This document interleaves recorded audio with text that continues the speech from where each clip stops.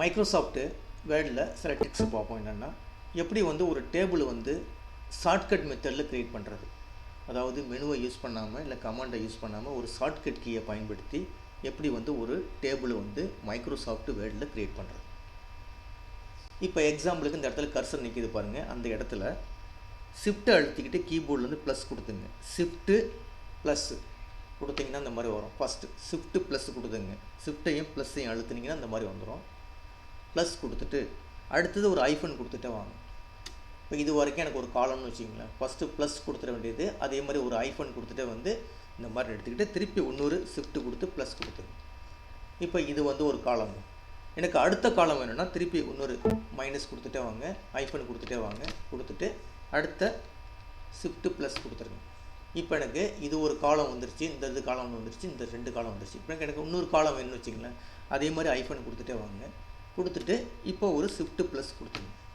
இப்போ பாருங்கள் 1 2 3 காலம் வந்துருச்சு.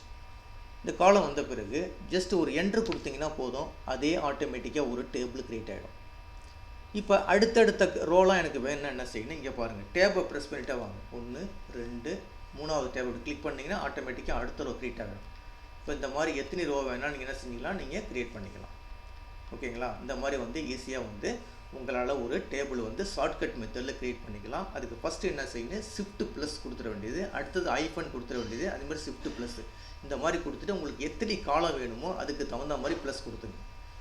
இப்போ இந்த டேபிள் வந்து எனக்கு ஒரே மாதிரி வேணும். அப்போ இந்த எப்படியோ ஃபுல்லாக செலக்ட் பண்ணிங்க. செலக்ட் பண்ணிட்டு ரைட் கிளிக் பண்ணிங்கன்னா, மவுஸினுடைய ரைட் கிளிக் பண்ணிங்கன்னா அதில் வந்து ஒரு ஃப்ளோட்டிங் டூல் பார் வரும். அதில் வந்து டிஸ்ட்ரிபியூட் ரோ ஈவன்லேயும் டிஸ்ட்ரிபியூட் காலம் ஈவன்லேயும் கொடுத்துங்க. இப்போ ஜஸ்ட் இது கொடுத்துட்டேன், ரோ கொடுத்துட்டேன்.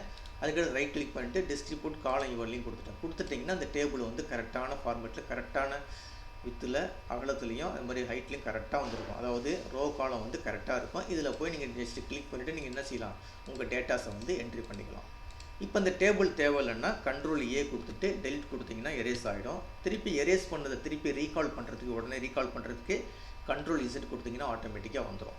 ஓகேங்களா? இந்த மாதிரி பண்ணிக்கலாம். இப்போ அதே மாதிரி எனக்கு ஒரு லைன் தேவைப்படுதுன்னு வச்சிங்களேன். அப்போ இந்த மாதிரி ஒரு ஐஃபன் கொடுத்துக்கிட்டே வந்து ஜஸ்ட் என்ட்ரு கொடுத்தீங்கன்னா போதும், ஒரு லைன் இது பண்ணலாம். அதே வந்து ஈக்குவல் டு கொடுத்துக்கிட்டு ஜஸ்ட் ஒரு என்ட்ரு கொடுத்தீங்கன்னா இந்த மாதிரி டபுள் லைன் வரும். அதே மாதிரி ஸ்டார் கொடுத்துங்க. ஸ்டார் கொடுத்து இந்த மாதிரி என்ட்ரி பண்ணிவிட்டு ஒரு ஜஸ்ட் என்ட்ரு தட்டினீங்கன்னா இந்த மாதிரி லைன் விட்டு வரும். இந்த மாதிரிலாம் நீங்கள் என்ன செய்யலாம், ஈஸியாக வந்து ஷார்ட்கட் கீழே வந்து மைக்ரோசாஃப்ட் வேர்டில் வந்து ஈஸியாக வந்து யூஸ் பண்ணிக்கலாம். ஒர்க் அவுட் பண்ணி பாருங்கள்.